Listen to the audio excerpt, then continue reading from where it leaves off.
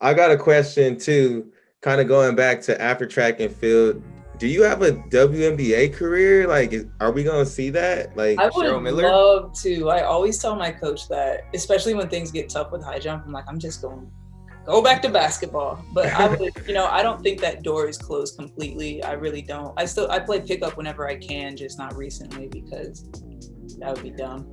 But I would bro, absolutely love to. I'm trying to dunk. I've always said I can jump higher than Brittany Griner, so I'd love to show it. I know you can dunk.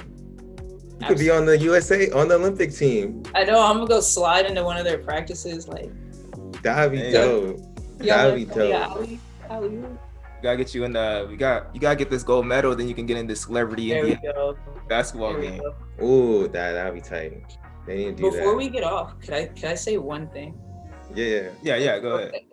Sorry, my mother has just been like, Rachel, where am I at in any of these stories? So, real fast, I wouldn't be an Olympian without her. Like that's quite literal, especially this year.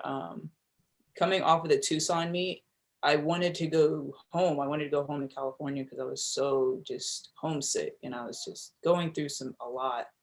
So if I would have went home, I would have missed the Prairie View meet. I was trying everything I could to go home, but the universe was just fighting back. But of course, I plan on fighting harder.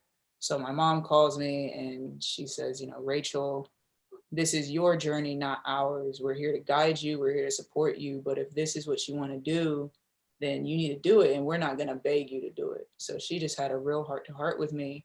And I ended up not going back home because of what she had told me. And Prairie View meet comes around and I jumped the 196. So I owe that Olympic standard to her because if it wasn't for that real talk she gave me, I wouldn't have even been at the meet.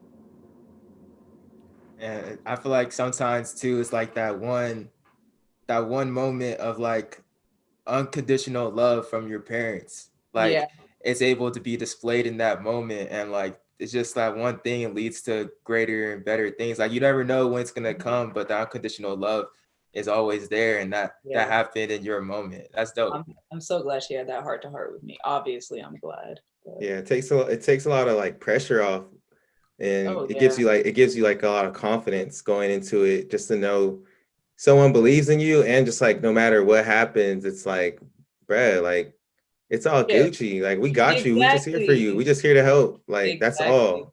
That's what she was saying. She's like, we're not here to fight against you. Like, if you want to come home, come home. We're not going to stop you. But if this is what you want to do, then be out here and do that. So I listened, like I said earlier, the best decision I ever made in my life. But that was all. Listen. I had to tell that important story. Oh, we Uh, appreciate you. Appreciate you letting us know.